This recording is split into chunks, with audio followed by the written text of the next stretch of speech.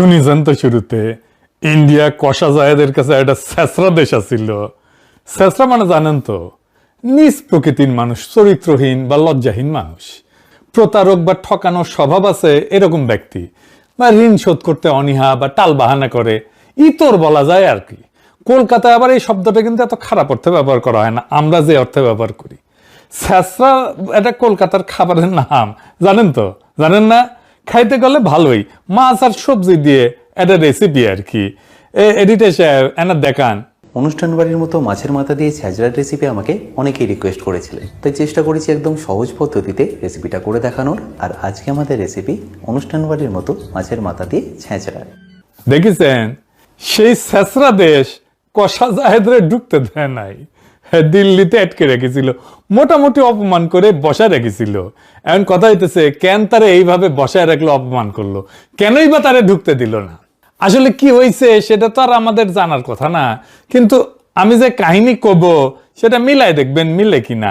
মিলে যাবে দেখবেন। আসেন আমরা একসাথে সেটা আবিষ্কার করি, কষা জাহেদরে কেন দিল্লিতে আটকে রাখা হইলো। আপনারা প্রথমে দেখলেন কষা জাহেদ ইন্ডিয়ারে ছেঁচড়া কইতেছে, এমন ভিডিও তো দেখছেন। গত বছর সেপ্টেম্বর মাসে খাগড়াছড়িতে কিছু ঘটনা ঘটেছিল, 3 জন মারা গেছিল। সেই সময় ইউনূস সরকারের স্বরাষ্ট্র উপদেষ্টা কইছিল এইটা ভারতের সংশ্লিষ্টতা আছে, মনে আছে না? একটা গ্যাঞ্জাম হয়েছিল। সেই সময় কষা জাহেদ একটা ভিডিও বানাইছিল। ওই টাইমে তো দিনে 2-3টে করে ভিডিও বানাইতো। ওই কইছিল সে ভিডিওতে, স্বরাষ্ট্র উপদেষ্টা বলছেন যে এখানে ভারত এবং ফ্যাসিস্টের দোসরেরা জড়িত আছে। আমি মনে করি ওই কষা জাহেদ করছে, আমি মনে করি থাকতেই পারে। বাংলাদেশে যেখানে কোনো একটা কেওয়াস বা বিশৃঙ্খলা তৈরির সম্ভাবনা আছে, সেখানে আওয়ামী লীগ এবং তার টাকা কাজ করবে, সেখানেই ভারত কাজ করবে। এটা নিয়ে আমার ন্যূনতম কোনো দ্বিধার কিছু নাই। কষা জাহেদ নিজে কইছিল, আরো কইছিল পাহাড়ে বা আমাদের দেশে আগে যখন ইনসার্জেন্সি বিদ্রোহ ছিল, তখন ভারত প্রত্যক্ষভাবে তাদের মদত দিছে। এগুলো আমাদের জানা তথ্য। সুতরাং ভারত এখনকার প্রেক্ষাপটে বাংলাদেশকে চাপে রাখার জন্য এমন কিছু করবে না, এটা আমি মনে করি না। করতেই পারে, কিন্তু সরকারের এই কাজগুলো অনেক আগে থেকে বুঝে প্রিএমটিভ স্টেপস নেওয়ার দরকার ছিল। ঘটনা ঘটার পরেও এমনভাবে পরিস্থিতি নিয়ন্ত্রণে নেওয়া দরকার ছিল যাতে অন্তত জানমালের ক্ষয়ক্ষতি না হয়। আমরা মর্মান্তিকভাবে 3 জন মানুষ মারা যেতে দেখলাম, সেই ঘটনাগুলো যেন না ঘটে। এই কথাই কইছিল, আমার কথা বিশ্বাস করার দরকার নাই, তার নিজের মুখে শোনেন। এইটা সে মানে দেখান। আমরা স্বরাষ্ট্র উপদেষ্টাকে কথা বলতে দেখলাম, তিনি বলছেন যে এটার সাথে ভারত এবং ফ্যাসিস্টের দোসররা জড়িত আছে। আমি মনে করি থাকতেই পারে বাংলাদেশে যেখানে যেখানে কোনো একটা কেওস তৈরির সম্ভাবনা আছে এবং এই কেওসটাকে আরও বেশি খারাপ করে তোলার সম্ভাবনা আছে, সেখানে আওয়ামী লীগ এবং তার টাকা কাজ করবে, সেখানেই ভারত কাজ করবে। এটা নিয়ে আমার কোনো ন্যূনতম কোনো দ্বিধার কিছু নেই। আর পাহাড়ে আমাদের আগে যখন ইনসার্জেন্সি ছিল, তখন ভারত প্রত্যক্ষভাবে সেটা মদত দিয়েছে, এগুলো আমাদের জানা তথ্য। সুতরাং ভারত এখনকার প্রেক্ষাপটে বাংলাদেশকে চাপে রাখার জন্য এমন কিছু করবে না, এটা আমি মনে করি না। করতেই পারে। শুনিছেন? আচ্ছা বলেন তো, ইন্ডিয়া কখনো কইছে যে আমরা খাগড়াছড়িতে আগুন জ্বালায় রাখবো, গ্যাঞ্জাম করবো? কইছে? কয় নাই।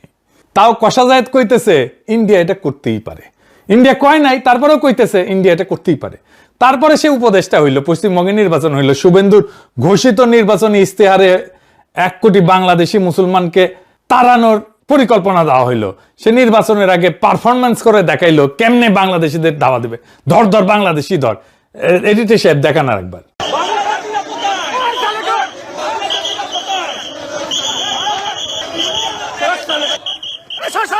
सब बांग्लादेशी मुसलमान, सब बांग्लादेशी मुसलमान, हिंदू,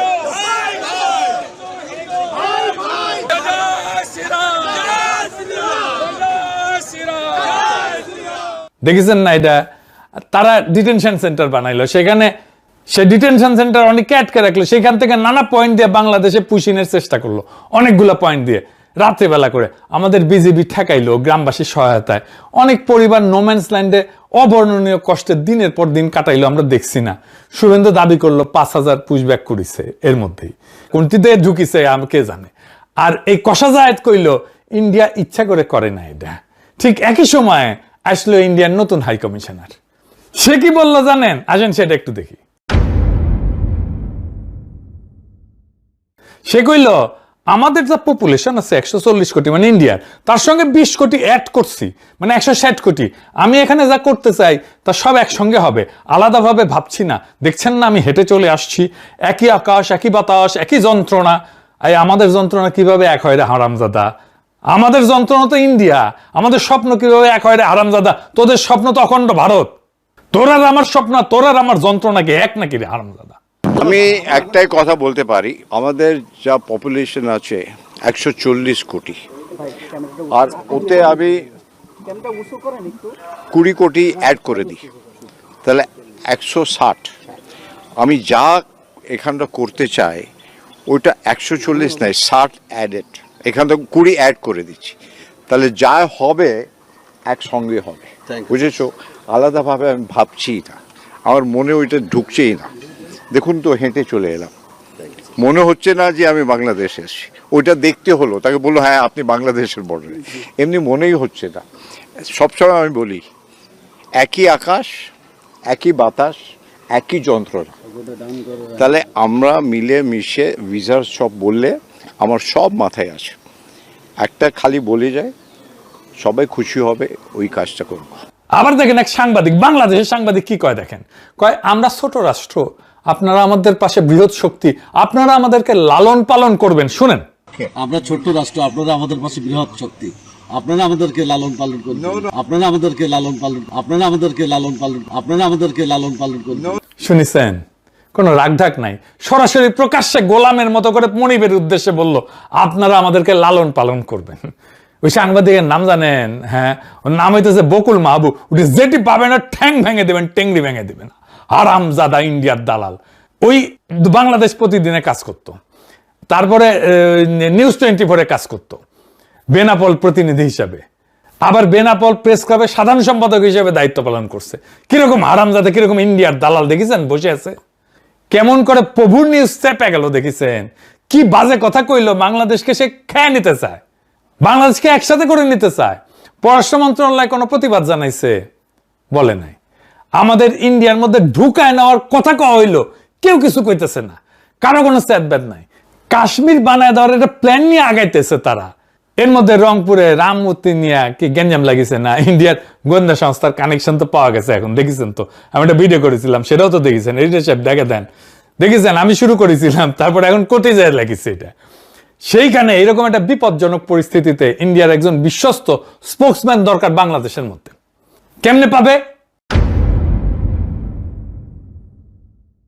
ইন্ডিয়ার মেলা স্পোকসম্যান আছে, পুন্দের আলো, দিল্লি স্টার, এগুলো সেগুলো আছেই তো, কিন্তু পলিটিশিয়ানদের মধ্যে, সরকারের মধ্যে বুড়া কিছু আছে, যেমন ধরেন শিলং সালাউদ্দিন আছে, আমির খসরু আছে, মির্জা ফখরুল আছে, বা মেজর হাফিজ আছে, গয়েশ্বর আছে। এ তো বলবে না, রিস্ক আছে। এই প্রো ইন্ডিয়ান কথা কবে কষা জাহেদকে দিয়া, সে ইন্ডিয়া ইচ্ছা করে পুশিং করতেছে না, এইটা বলে যে পয়েন্ট হারাইছিল, যে গালি খাইছিল, সেটা গেইন করার জন্য এই নাটকটা করা হইলো দিল্লিতে। এটা পুরা দল যাইতেছিল, সে ছিল দল নেতা, তার দলের প্রায় 20 জনের মতো সবাই ঢুকে গেল ইন্ডিয়াতে, সবাই ঢুকতে দিল, আর ঢুকতে দিল না তারে। সে রাগ করে দেশে প্রেস্টিজ বাঁচানোর জন্য চলে আসলো, আর চারিদিকে ধন্য ধন্য পড়ে গেল, ধন্য ধন্য বলি সবে। সাবেক চিফ প্রসিকিউটর তাজুল ইসলাম পর্যন্ত কইছে জায়েদকে দিল্লিতে ঢুকতে না দেওয়াটা সার্বভৌমত্বের উপরে আঘাত। আমাদের দেশের একজন উপদেষ্টাকে সকল ডিপ্লোম্যাটিক চ্যানেলে জানিয়ে দেবার পরেও তার সাথে যে অসৌজন্যতা করা হয়েছে, এটা আমাদের সার্বভৌমত্বকে চ্যালেঞ্জ করার শামিল। শুনেছেন? এনসিপিরা দলে দলে স্ট্যাটাস মারতে থাকলো কষা জায়েদের পক্ষে, দেশের অপমান হয়েছে। কষা জায়েদ মানে দেশ নাকি রে? জামাত দিছে কিনা জানি না, দিতেও পারে। বাংলাদেশের পলিটিশিয়ান হইতে হইলে তার উন্নত মানের বেকুব হইতে হয়। বেকুব না হইলে ইন্ডিয়া বাংলাদেশে এরকম রাজধানী চালিতে পারে দিনের পর দিন, এতদিন ধরিয়া। ব্যাস ব্যাস, তারপরে এখন কষা জায়েদ এখন অ্যান্টি ইন্ডিয়ান সিপা সালার হয়ে গেল। নিজের কাণ্ডজ্ঞান দিয়া বলেন তো সে যাবে? এটা কূটনৈতিক চ্যানেলে জ্বালানো হয়েছে, সে নিজেই বলছে। শোনেন, আমার তো একটা ডেলিগেটকে লিড করছে, আমার সাথে আরো মানুষজন ছিলেন, তারা তাদের ইমিগ্রেশন পার করে চলে গেলেন। আমার ইমিগ্রেশন যখন শুরু হলো, আমি মুহূর্তে বুঝতে পারলাম তারা দেরি করছেন, তাদের সময় লাগছে। আমাদের হাই কমিশনার প্রথম থেকে আমার সাথে ওখানে ছিলেন, পুরো সময়টা হাই কমিশনার পাশে ছিলেন। তিনি তার জায়গা থেকে সলভ করার চেষ্টা করেছেন বিভিন্ন জায়গায় ফোন করে। এই রাষ্ট্রের, আমি আবারও বলছি, ব্যক্তি না, আমি এই রাষ্ট্রের একটা পদে আছি, সেই পদের প্রতি যে সৌজন্য সেটা ল্যাক করেছে বলে আমার মনে হয়েছে। যে আমি ম্যালট্রিটেড হয়েছি, আমার সাথে সঠিক বিহেভ করা হয় নাই, কারণ আমি যখন যাব এই তথ্য জানানো হয়েছিল। শুনেছেন, হাই কমিশনার নিজে উপস্থিত আছে এয়ারপোর্টে, ওর নামে নাকি কালো তালিকা হয়েছিল কিনা কে জানে, কিন্তু ইন্ডিয়ান মিডিয়া নিজেই বলতেছে সেই কালো তালিকা থেকে বাদ দেওয়া হয়েছে তার নাম। তাহলে তারা আটকাবে কেন? কোনো কারণ আছে? তাহলে এটা নাটক না? এখন এসে বলতেছে ভারতের সাথে আমরা সম্পৃক্ত হইতে চাই। এবার একটা জিনিস চিন্তা করে দেখেন, ভারতের সাথে আমরা সম্পৃক্ত হইতে চাই, এই কথাটা যদি কষা যায় 2 দিন আগে কইতো, গালি খায়া লম্বা হয়ে যাইতো একেবারে। এখন খুব স্বাভাবিকভাবে কইতে পারলো, কোনো প্রতিবাদ হইল না। পারলো কারণ ওই নাটকটা করে আসিছে। কইতেছে কি, ভারতের সঙ্গে আমরা ইনভেস্ট করতে চাই, আমাদের সমমর্যাদার ভিত্তিতে আমরা ব্যবসা বাণিজ্য সহ আরো অনেক কিছুতে আমাদের উন্নতি করার সুযোগ আছে। আমরা যে জায়গায় ছিলাম সেখান থেকে তো আমরা নেমেও আসছি। ইন্টারিমের সময় সম্পর্কটা যথেষ্ট খারাপ পর্যায়ে গেছে, সেগুলো সরাই রেখে আমরা এনগেজ করতে চাই, ব্যবসা বাণিজ্য করতে চাই। আমাদের এক্সচেঞ্জ নানা ফর্মে হইতে পারে, ওই ব্যবসা বুঝে, কত ব্যবসা বুঝে। তা আমাদের হাই কমিশন গুলো এনগেজ করতেছে না, ওখানে আছে না হাই কমিশন, আমাদের পররাষ্ট্র মন্ত্রণালয় আছে না, ওরা এনগেজ হইতেছে না। ওই একটা শিক্ষি মন্ত্রী পদমর্যাদার একটা উপদেষ্টা, যার আসলে কোনো কাম নাই, কোনো কাজ নাই, কিন্তু কোনো নির্বাহী ক্ষমতা নাই, সে কি এনগেজ হবে ইন্ডিয়ার সাথে? ওই বুঝে এনগেজ হওয়া কি? ওই ব্যবসা বাণিজ্য বুঝে, ব্যবসা বাণিজ্য করার জন্য এনগেজ হইতে হয়। ওই বেকুব জানেও না যে দুইটা সরকার খুব স্ট্র্যাটেজিক ব্যবসায় যুক্ত হয়, যেমন অস্ত্র, সামরিক সহায়তা, নজরদারির যন্ত্র, প্লেন, হেলিকপ্টার, এনার্জি, এই সমস্ত জায়গায়। বাকি ব্যবসা কি সরকারের উপরে নির্ভর করে বসে থাকে নাকি? এটা বেকুব, বালসিন। চাল ডাল আটা তরকারি মশলা এগুলো কি সরকারের উপরে নির্ভর করে? যেখান থেকে কম পাবে সেখান থেকে ব্যবসায়ীরা কিনে আনবে। হাসিনার আমলে তো অবাধ বাণিজ্য চলিছে না, ইন্ডিয়ার বাংলাদেশ, আমরা কি এক্সপোর্ট করতে পারছি ইন্ডিয়া? উল্টে আমাদের ইকোনমিকে মানসিকভাবে পঙ্গু করে ফেলা হয়েছিল। আমরা আমাদের চাহিদার চাইতে বেশি পেঁয়াজ উৎপাদন করি, তাও বাংলাদেশের মানুষ মনে করতো ইন্ডিয়ান পেঁয়াজ ছাড়া আমাদের রান্না হবে না, আমাদের রান্নাঘর বন্ধ হয়ে যাবে। ইন্ডিয়ার সাথে আমরা ব্যবসা করি নাই, ওদের জিনিস টাকা দিয়ে কিনলেই হয় না, তো ওদের টাকা দিয়ে কেনা হবে, তারপরে আমাদের কৃতজ্ঞ থাকতে হবে ইন্ডিয়ার উপরে। ইন্ডিয়া কতগুলো কারখানা করছে বাংলাদেশে, আমরা কয়টা কারখানা করতে পারছি ইন্ডিয়াতে? একটাও না। ইন্ডিয়ান ডাক্তার এসে দেদারসে প্র্যাকটিস করে গেছে না বাংলাদেশে, শহরে শহরে গিয়া। ইন্ডিয়ান ফার্মাসিউটিক্যাল কোম্পানি বাংলাদেশে কারখানা করছে না, সান ফার্মা কারখানা করছে না, প্রচুর ব্যবসা করতেছে না। আমরা কি করছি? আমরা কি কারখানা করতে পারছি ইন্ডিয়াতে? কি এক্সপোর্ট করি আমরা ইন্ডিয়াতে? কোন পণ্য আসবে না বাংলাদেশে ইন্ডিয়ার, বিকল্প পণ্য খুঁজে আনবো, বেশি দাম হইলেও আনবো। আর কষা জাহিদকে কেন দায়িত্ব নিতে হয়েছে? ওরা কে দায়িত্ব দিছে? ওই কোন আসছে, ওই কোন হরিদাস পাল এসছে?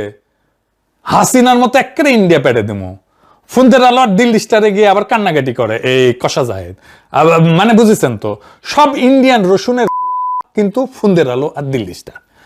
উটি যে যাবি, সে যে জামাত হোক, এনসিপি হোক, বিএনপি হোক, যেই হোক, মনে রাখবেন ওই লোকের, ওই পলিটিশিয়ানের টিকি বান্ধা আছে ইন্ডিয়ার কাছে। খেয়াল রাখবেন কে যাচ্ছে ফুন্দের আলো আর দিল্লি স্টারে, তারা কখনো বিশ্বাস করবেন না, যেই দলের হোক না কেন, যত বড় নেতা হোক না কেন। এবার আসেন এই ত্রিবেদী বাবুরে নিয়ে কথা বলি। ত্রিবেদী হইতেছে দয়াল বাবা, ওর শখ হইছে কলা খাবি বাংলাদেশের, তো গাছ লাগে খা। দয়াল বাবা কলা খাবা, গাছ লাগায় খাও, পরের গাছের পানে কেন মিটমিটায় চাও রে বাবা? তোমার কলা তো ছোলা না, বাংলাদেশে পাবলিক কলেজ চুলে দিবে তোমার কলা। আবার কইতে পারো এত বেশি চুললা কেন, এবার বুঝে দাও। আমার হইছে যন্ত্রণা, এই যে বইটা দেখেছেন, এই বইটা এই যে ইনশাল্লাহ বাংলাদেশ, বাংলাদেশের বর্ষা বিপ্লব নিয়ে লিখিছে ইন্ডিয়ান এক সাংবাদিক, রয়ের প্রজেক্ট। এইটা আমার নিয়ে একটা চ্যাপ্টার লিখিছে, যে দেখেন আবার ফটো দিছে, দেখেছেন? হ্যাঁ, পুরা একটা চ্যাপ্টার লিখিছে, নিয়ে আবার ডাক্তার দিয়ে দেখিছে এগুলো আমার নিয়ে কি কি লিখিছে এর মধ্যে, দেখেছে? তো এটার মধ্যে লিখিছে যে আমি নাকি কোন এক ভিডিওত কইছি যে মোদিকে আমি মুসলমানি করাইতে চাইছি, কোন এক ভিডিওত কইছি। কেমন খুঁটে খুঁটে দেখে বাংলাদেশের কলা দেখা মিটমিটে চাইলে কলা ছুলে দেব মাইন্ড ইট।